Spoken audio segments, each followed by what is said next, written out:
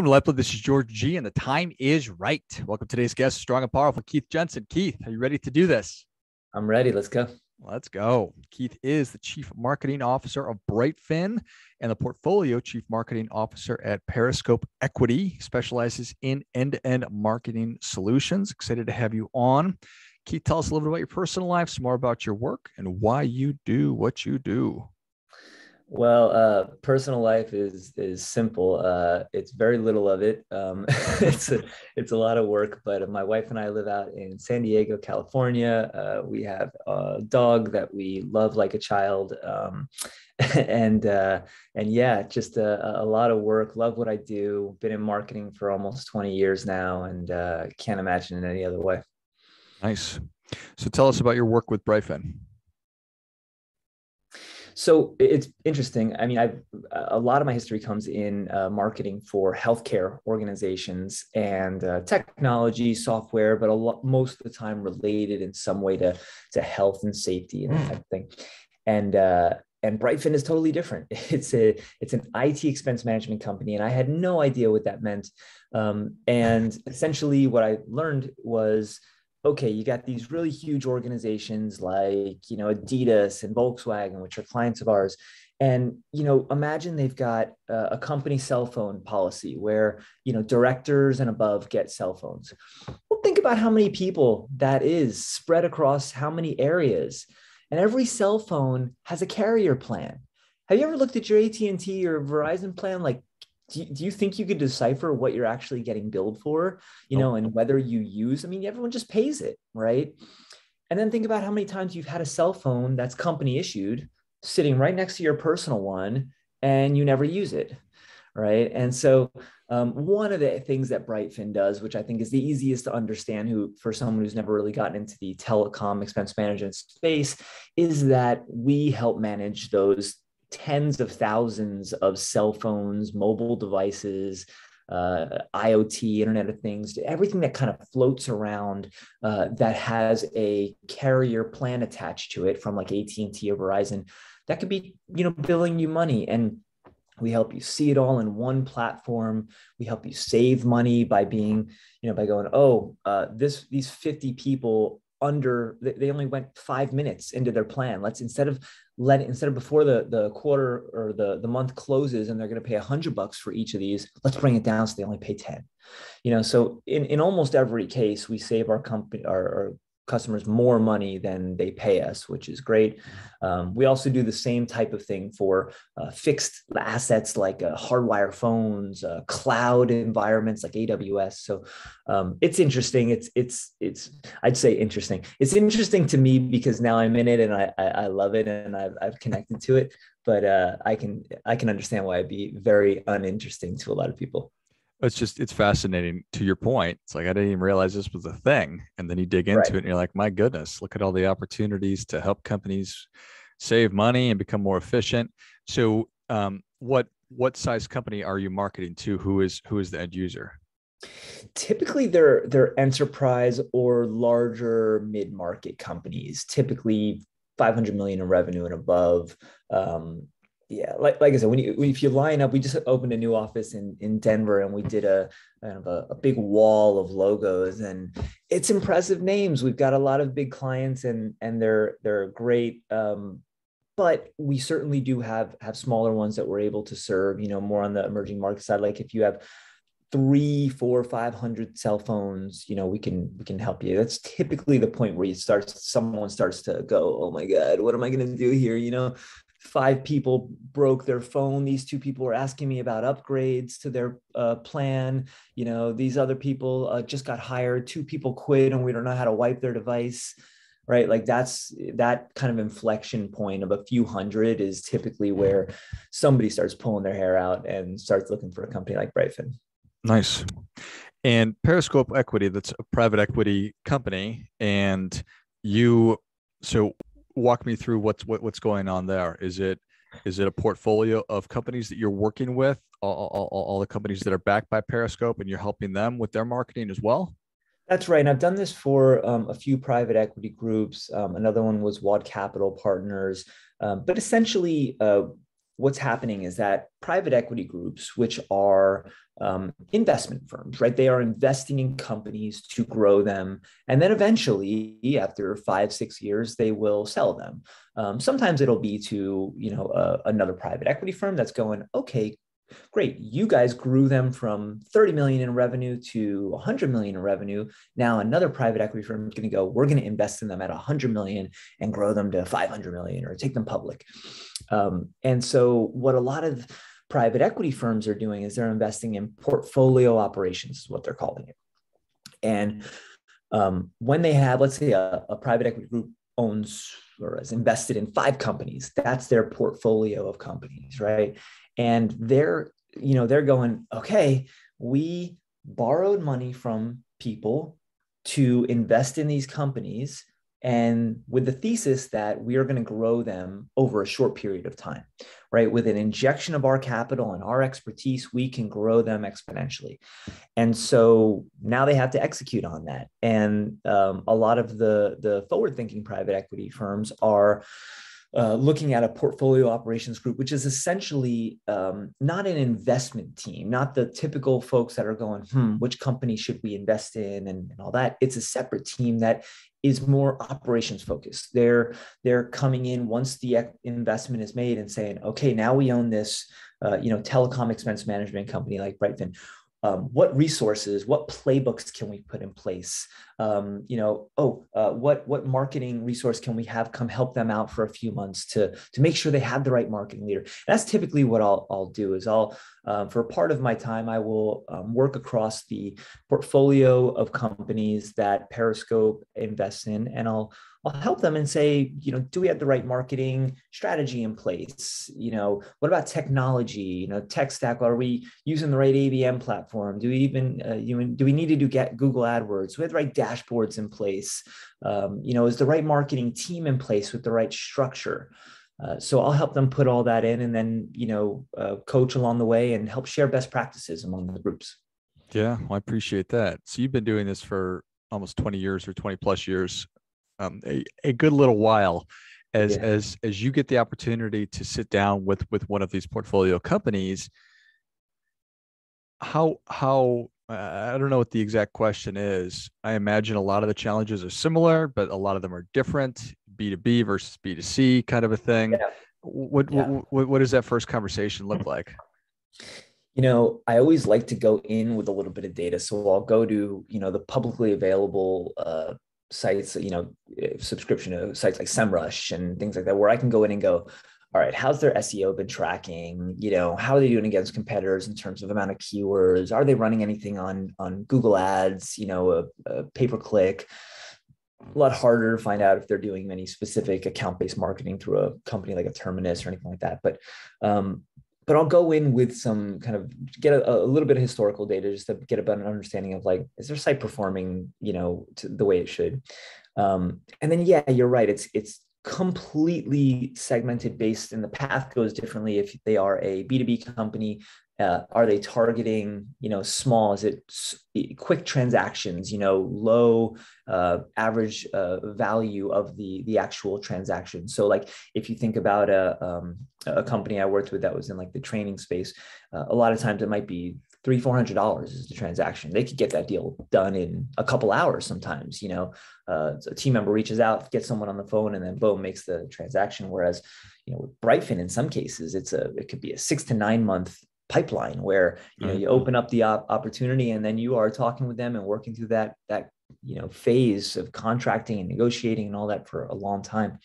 And then there are certainly companies that are more B2C where it's going to be a different strategy. You might invest more in things like AdWords and SEO. And it's not that SEO wouldn't be important all around, but with the B2B companies like a Brightfin, it's great if we rank for more keywords. That's fantastic. But the most important thing is getting in front of the people we care about. You think about, let's even start at a company. Out of 100 companies, we may be a perfect fit for 10 of them based on a tech stack. So as an example, companies that gravitate towards Brightfin are companies that use another piece of software called ServiceNow. If your company is large and uses ServiceNow, there's like no, it's like a no brainer why you'd use brightfin over any other group. We're natively integrated. It's just a perfect fit. So what we try to do is we go, okay, out of all these companies, which of them use ServiceNow? Okay, so now you got a company, but at that company, you've got tens of thousands of employees. And you go, okay, who do we care about? Well, IT and finance. Okay, well, who at IT and finance? Well, at IT, it's like managers and above, and finance like directors and above. And then we start honing in a little bit more, and then we will run our ads so that they get just in front of the eyeballs of the people who work at the companies that we care about. And that's account-based marketing. So depending on the type of business, B2C, B2B, the market they're going after, it varies. But with being around as long as I have, you certainly have, the kind of playbooks in place for whatever. Typically though, when you're working with private equity groups, they will, invest in similar type businesses. So a lot of like at Watt Capital, I was on the healthcare side. So it was a lot of healthcare services businesses, a lot of companies like physical therapy, gastroenterology, dermatology, individual locations kind of scattered around the country. That's a whole another challenge for search engine optimization. Now you got to figure out how to rank locally for, dermatologists near me in 50 different cities, versus like a brightfin, which is software. And I don't have to worry so much about SEO in terms of like local SEO. I need to get in front of people who are searching for, technology expense management or IT financial management. And so, different strategies, but the playbooks all exist at this point. That makes sense. How excited are you about the future of internet marketing, and if you're talking to a young person, you say, there's so many opportunities out there? I think the idea of digital marketing has expanded so much, and I don't even think it's like, I don't know that I'm so much. It's not the excitement so much about digital marketing, but although digital marketing has opened so many possibilities, but I think the thing I get most excited about is when, I have so many job opportunities because private equity groups will invest in new companies. And now I come in and I go, okay, do we have the right people? And, those companies are going to grow faster than they've ever grown before. So we're going to have to hire more. So I do a lot of interviewing for marketing professionals of all types and all kind of levels, from, hiring VPs down to hiring, coordinators. And the thing I get most excited about is exposing marketing professionals to a career path that they maybe hadn't thought about. And I say that because most people, when they get out of college or finish a degree in marketing, they think about it as two paths. I can go to an agency, an ad agency, and I can work on a whole bunch of clients, and they could be big names and blah, blah, blah. Or I can go internal to inside of a company and be like a marketing specialist or coordinator inside one company. Now, I think most gravitate to agencies. I gravitated to agency because it's sexier. You get bigger logos, and you get differentiation of work, and you get to work with a lot of creative people. When you go internal, it's a crapshoot, right? If you have a leader who's phoning it in or isn't super excited about the job, you could get stuck, and it's not very exciting. So I do think a lot of people gravitate to ad agencies. But here's the thing, when I got out of college, I really wanted to do I said, I want to think of the ads, I want to write them, and then I want to design them. Right. And so I taught myself design programs and read books about copywriting, and, went to school for some of that. And it was hard to find a job at an ad agency that would let me do both, right? Like almost every ad agency is like, no, you're a copywriter or you're a graphic designer. You're either coming up with the ideas and someone else is designing them, or you are designing someone else's idea.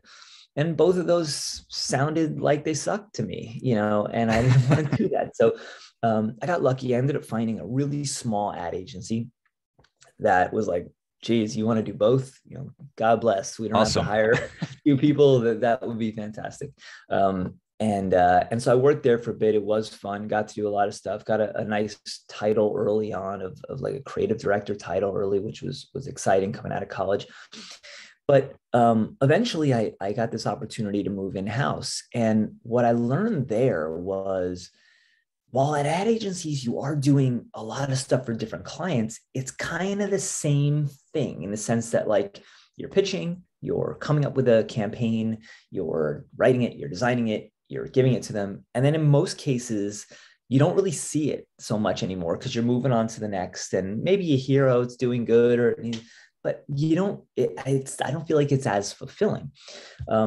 Internally, what I found was interesting is that if you find the right company like I did, and you want to learn new stuff, they're like, oh, this is fantastic. As much as one person can do, if they can diversify their skill set, it's a real benefit internally. And so there were times where we would do campaigns. Once I went internal as a healthcare company, we would do ad campaigns and we would hire a photographer.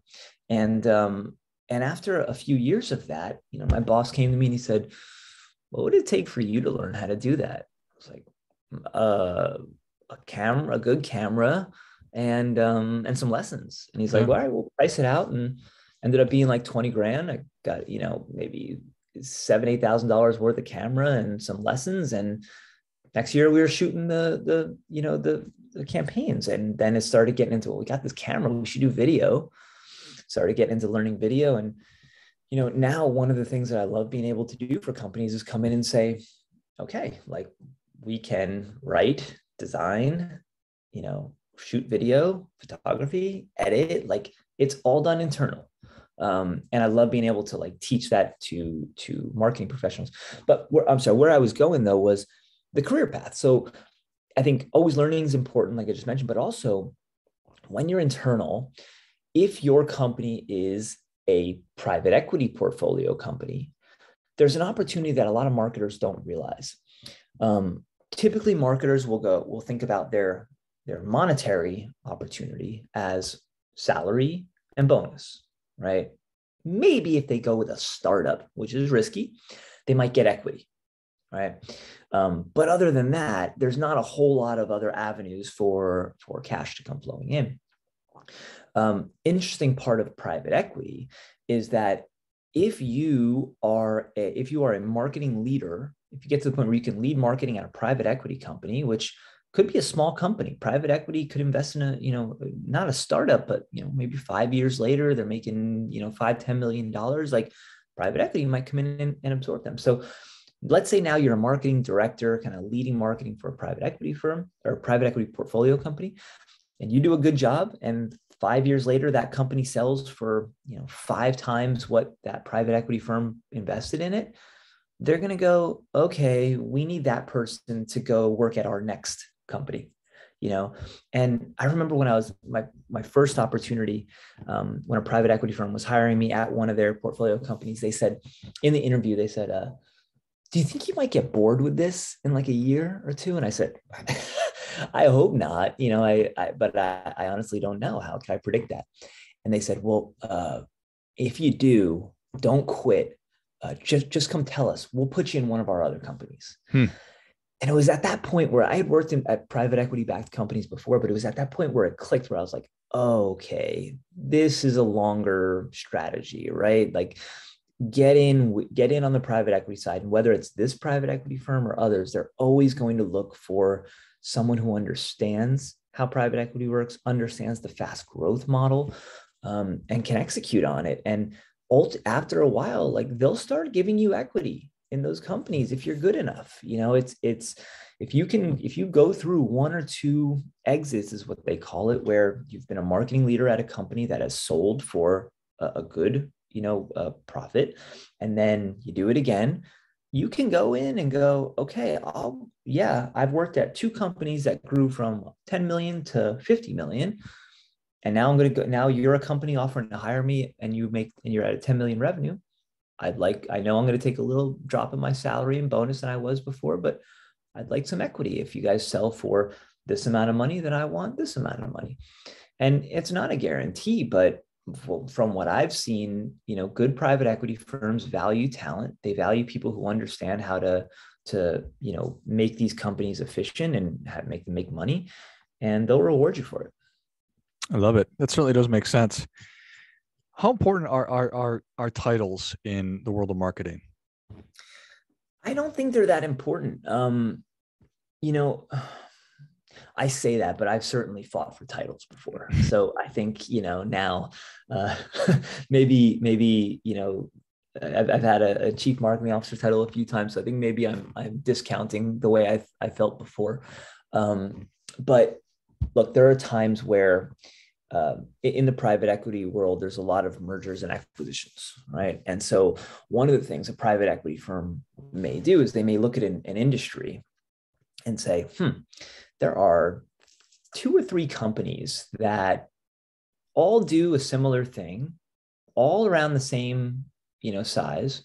Maybe we should buy all three of those, merge them together into one, and make kind of a little bit of a superpower. All of a sudden, now instead of these three companies each being 10 million revenue, now there's one company that's 30 million, and they're a real player. And at that point, when those types of things happens, you have this marketing team joining with that marketing team, and the disparity of titles is wild, right? I mean, like someone is a VP of marketing in one with less experience than a director of marketing at another. So I think maybe I say that they're not important only because I think I discount. I don't really take them at face value anymore. Mm-hmm.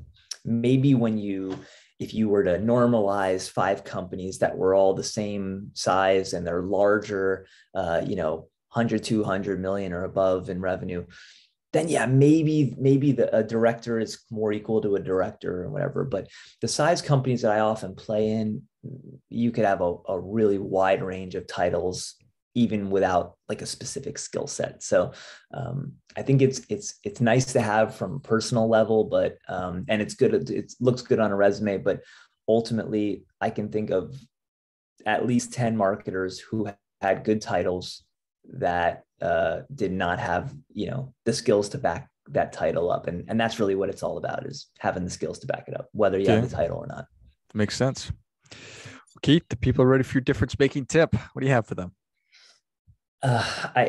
It's always be learning. I mean, I would not be where I am today if I hadn't if I don't always want, I just always want to learn new stuff. And I think some people always equate that to like read more books. And maybe if that's your thing and that helps you learn, great.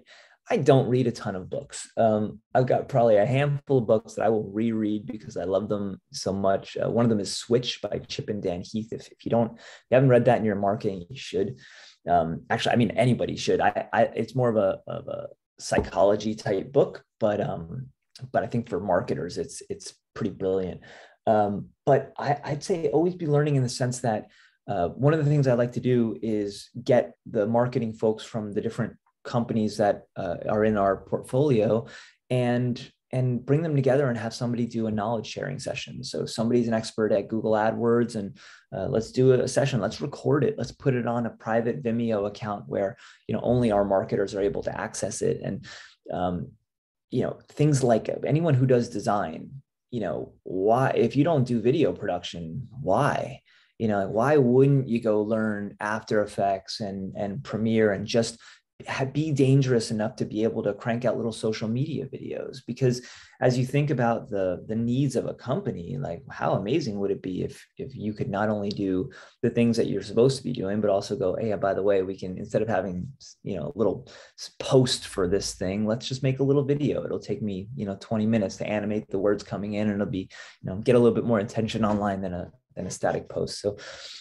I think always learning is just something that I've given as advice to so many marketers, and that's what I'd say as the one thing that makes a difference. Well, I think that is great stuff. That definitely gets it. Come on, Keith. Thank you so much for coming on. Where can people learn more about you? How can they engage with you? If you want to connect with me, feel free to go to LinkedIn. I'm on there, Keith Jensen, Jensen. And check out brightfin.com. I don't know if there's any IT or finance professionals at enterprise organizations out there, but if there are, or anyone's dealing with concerns that would be related to telecom expense management or IT financial management, Brightfin is the way to go. It's brightfin.com. Love it. And if they're marketers who said that that's interesting, I'd like to learn more about private equity, where would you point them? It's not a widely publicized thing, quite honestly. I'd say go to LinkedIn and connect with me, and I'd be happy to tell you all about it. And that's one of the things I really enjoy doing is if I can help anybody on a career path, even if it's not with one of our portfolio companies, then I'm happy to. So feel free to connect with me. Awesome. Well, if you enjoyed this as much as I did, show Keith your appreciation and share today's show with a friend who also appreciates good ideas. Find Keith on LinkedIn. We'll link that in the notes of the show. And then check out brightfin.com as well.